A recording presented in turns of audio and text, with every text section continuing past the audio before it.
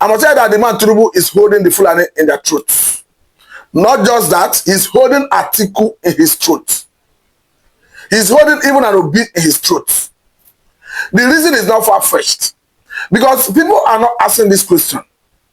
Where will an Atiku contest the election of 2027 on that quick platform? And people are not asking, where will an Obi contest the election of 2027? Because we have it currently, it is not clear whether a PDP will survive its internal crisis. It is not clear whether a PDP will not, at the end of the day, have two factions, which will now render it difficult for court to determine which of the factions should produce the candidates. Because even the Ibadan convention that is forthcoming, Wike have made it clear that he is not in support. So it's going to show that he is likely going to challenge whoever come out of that process as the chairman of the party. And we all know that Wike has always gotten his way in almost all the fights he put up within PDP. You see the Labour Party where Obi contested the 2023 presidential election, where even a court of competent jurisdiction have asked Abure to stop parading himself as the chairman, and even beyond what the court has said about Abure. And Abure in the recent time played host to a Wike. Of course, we all know that Wike is the minister of SCT, who is working for Tinubu, who have made it very clear that he is going to work for his principal for the purpose of 2027 presidential election. So the people are not asking this question. Where will Atiku actualize his interest? Where will Obi actualize his interest? And beyond this, I've seen obedient family members who have come out to say that Obi will not deputize Atiku, that Obi is going to be on the ballot. Let us cast our mind back to 2023 presidential election. What I want to say is based on the result declared by INEC. I know that many of us disputed that result, but let us, for the purpose of this conversation, base this argument on the result declared by INEC. When it said that in that 2023 presidential election, according to the result of INEC, Tinubu got about 8.something million votes. And Atiku garnered about 7.something million votes. While Obi garnered about 6.something million votes. Then, finally, Kwangwanso garnered about 1.something million votes. So the question is, in that contest, the opposition political parties went in as a fragmented opposition. And now that the Tinubu is the president, he is now seen as the field marshal. We have seen opposition political parties in disarray.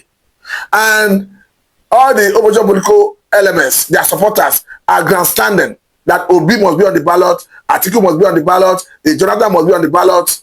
Will that not render the opposition political parties fragmented the same way we witnessed in 2023?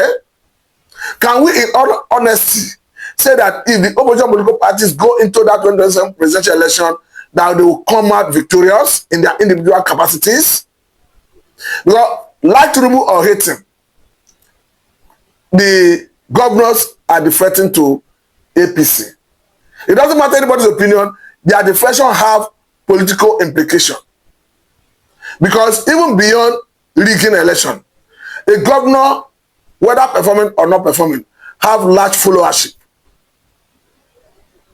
And as we have it, even in the north currently, some governors are touted to be preparing ground to defect into APC. That is after a Tinubu succeeded in fragmenting South-South, pulling out governors from PDP into APC. I think his attention partially shifted to Southeast, where Peter Mba left PDP for APC. And currently, look and see the attention have now shifted to the North, where Governor of Plateau, Mufwang, has come out to say that he is under immense pressure to join APC. And we have only seen an essay to Taraba State Governor coming out to confirm that his principal will definitely join APC. So where the order of this leave us? What is the hope of the man Atiku? What is the hope of the man Obi? Even the Kwankwaso have come out clearly to say that if Tinubu is able to meet his demands, his criteria, that is willing to join APC. And when it comes to deal, I want to say that Tinubu is more of somebody that can make a deal more than even Atiku and Obi. He have all it takes currently as the sitting president to even strike a deal that will be more trusted than any other person. So it's more likely that Kwankwaso will join APC. So if Kwankwaso joins APC, the question is who is remaining in the opposition? I know that ordinarily governors have 1 vote, but in Nigeria political system, I would say that we have evolved to the point where you can rely on the true tenets of democracy to win election. Because as we have it, election is supposed to be a game of number. But if the opposition political parties cannot come together and be on one platform, it doesn't matter the popularity of each and every one of them in their individual capacity. I want to say that it will be a very serious task, a Herculean task for any of them to defeat a Tinubu in 2027. It will be like trying to make the head of a camel to pass through the eye of the needle. To say when the opposition political parties are fragmented that they can defeat the man Tinubu. And the way, from what we are seeing, the man Tinubu is beating all of them in their game. Because anytime you see the opposition political parties coming together or trying to make a very big point, you see a very big hammer. Recently, it was touted that a Jonathan will contest in 2027. Jerry Ghana came out clearly to say that a Jonathan will definitely contest and return to Aso Rock. What do we see next? Dore Diri, the governor of course, Basa State, dump PDP. In what looks like trying to discourage the Jonathan, to tell you that you are on your own. You have no base even in your states. As if that is not enough, we even saw a very prominent, strategic individual from the South, not just from the South, from even a Jonathan extraction, talking about Governor Omupolo, aka Tompolo, the founder of Tantita Security Services, coming out clearly to meet with a Jonathan to discourage him from contesting. As well as it is reported that Tompolo told a Jonathan in clear terms that he should share his plan to contest the 2027 presidential election. Simply because, according to him, that Tinubu is doing well, 1, and 2, that he do not have or rather enjoy the support of his region, talking about the South. So the question is, it's very clear that Tinubu is holding all the major opposition political parties, their leaders, their stakeholders in the truth. Because as we have it, if in the whole of the South, PDP have no base any longer. In the Southeast, PDP have no stronghold. And before now, South it were natural stronghold of PDP. And PDP have now lost it to APC.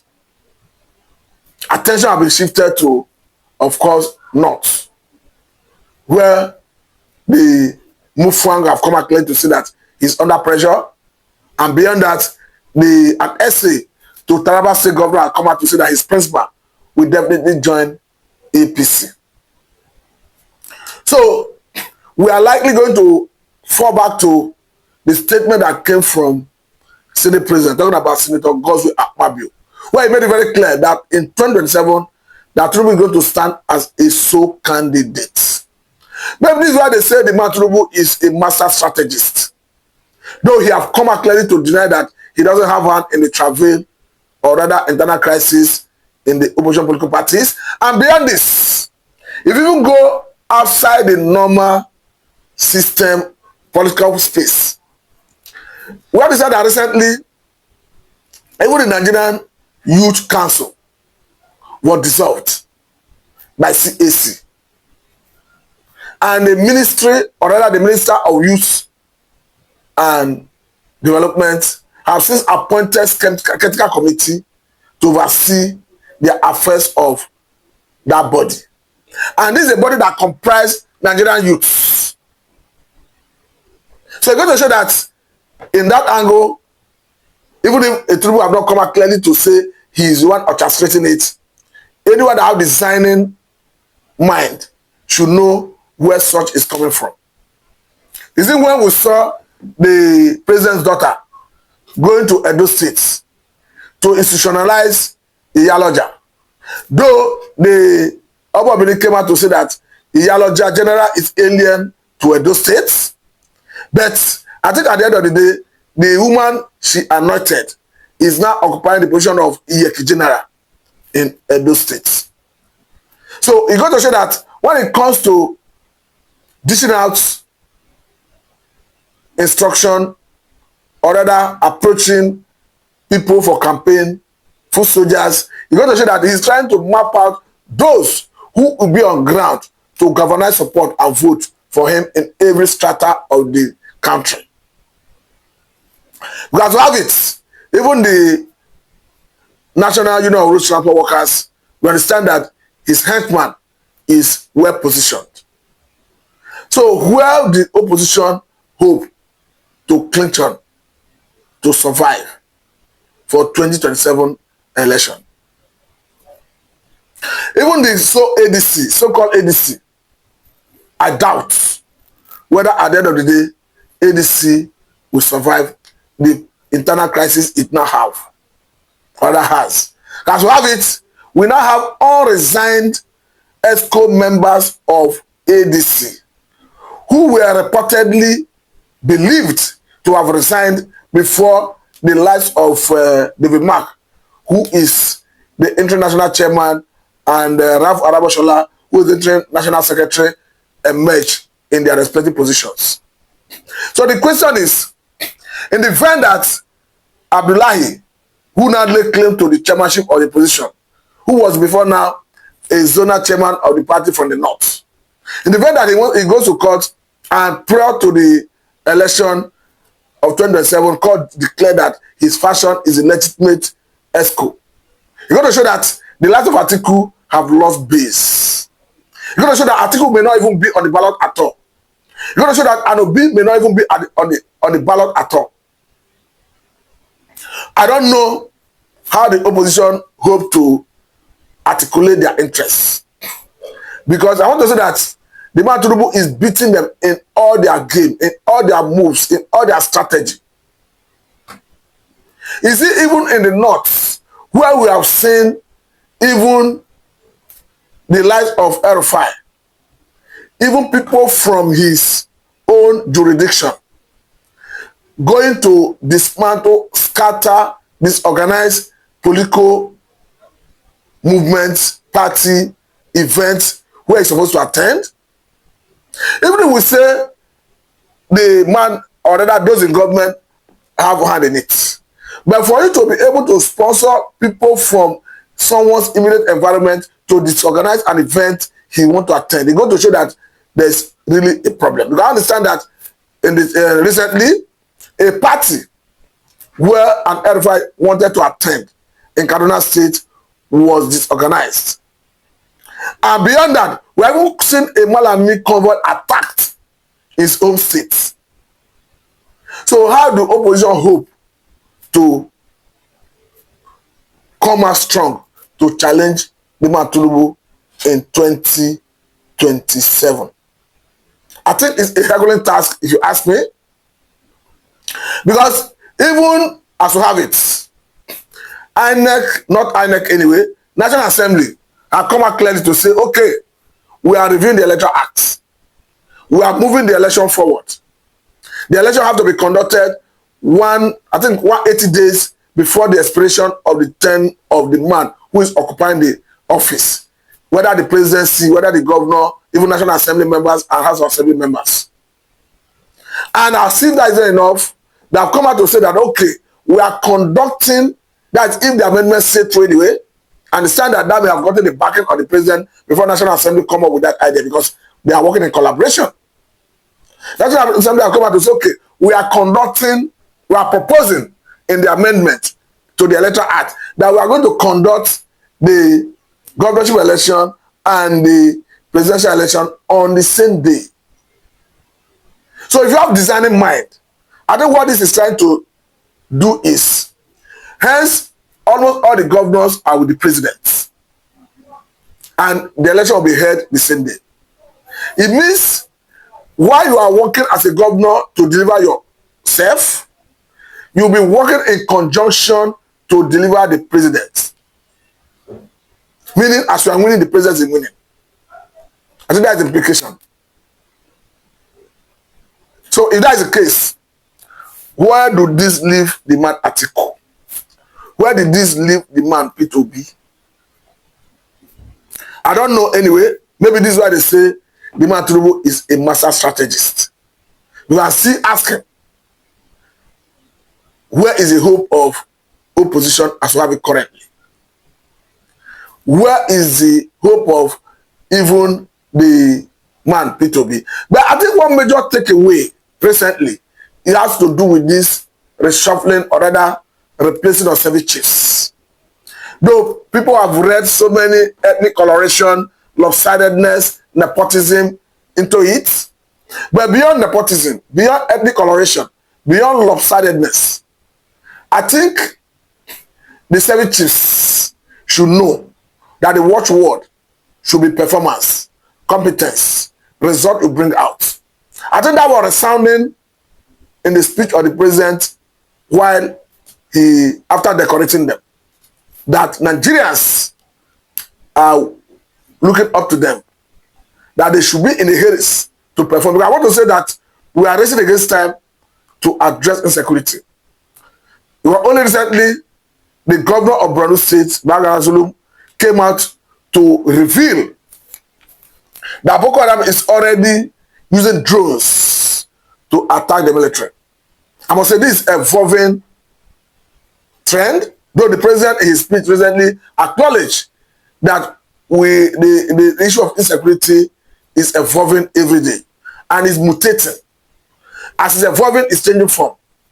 So we must be above, as a people, as a country, we must be above, ahead of what the bandits are doing. We must not wait for them to start using drones until we preempt them and decimate them.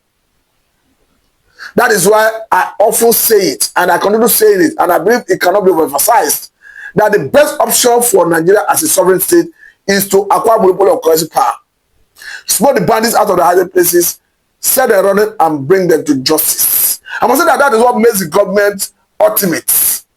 A situation where the government share monopoly of currency power with non-state actors, I must say it's unacceptable. It's unacceptable because as the president, as the governors, local government chairman, you have in your individual capacities sworn to an oath to protect lives and property of Nigerians. More so, as the constitution are giving the governors, the president, local government chairman, the responsibility of protection of lives and property. Because if you go to section 14, subsection 2B of 1999 Constitution as amended, is very clear that the welfare of the people and their security shall be the primary purpose of governance. So, seeing the type of negotiation we see currently coming from the axis of Zamfara, axis of Katsina, I must say it's unacceptable. A situation where you see bandits come out of their enclaves, fully armed, come to the communities, maybe meet with local communities at times with maybe local government officials. I must say it's unacceptable. Even though the governor of Katsina State has come out to deny that he have never ordered or he's not involved in any negotiation, but the question is, if people within your state, if bandits are coming out from your state, from the bushes, from the forest, meeting with communities, with local government chairmen, local government officials, and fully armed, after the deal, they still go back to their abos fully armed. The question is, who now owns the sovereignty of the state? Because this is purely monopoly of coercive power that I share it with you. There's no better way to explain it. So the question is, who now own the monopoly of coercive power in the state? Who now control the sovereignty of the state? That's where I continue maintaining my stand that the government of Zamfara State, the government of Katsina State, the government of course, Taraba State, the government of Kwara State, the government of Plateau State, Kaduna State must, as a matter of urgency and necessity, key into federal government community-based policing initiative through Forest Guard. I must say that is the way to go currently. Because I've been a very strong advocate that the governors should not be just going about with the name of the governors and the chief security officers that are respective states on paper alone, but rather that in practical terms, they should begin some security part or parade. And I want to believe that this Forest Guard initiative will come to give them that leverage and that they should jump at it with a speed of light. A situation where we see only the governor of perhaps Tinubu State have officially recruited personnel for the Forest Guard. I must say it's very encouraging that the governors should jump at it with the speed of light, because for me, life is sacrosanct and must be protected. As humans, we don't have what it takes to create life. So we must do everything within the ambits of the law, everything humanly possible to protect lives and properties of Nigerians. And this we must do collectively. I must say that the federal government have a role to play, state government have a role to play, local government have a role to play, and individual in their individual capacities have a role to play. The traditional institutions and the traditional rulers have a role to play. I must say it's a concerted effort we need. Because it has been proven that all crime is local. So if all crime is local, you're going to show that the intelligence to deal with it lies with the local.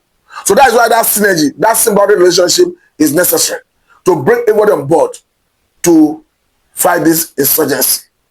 Because the earlier we look at it from that angle, the earlier we start fighting from that direction, the better for everybody in Nigeria. Now I must say very thank you for your time. This is Live and I'm Mr. Matu.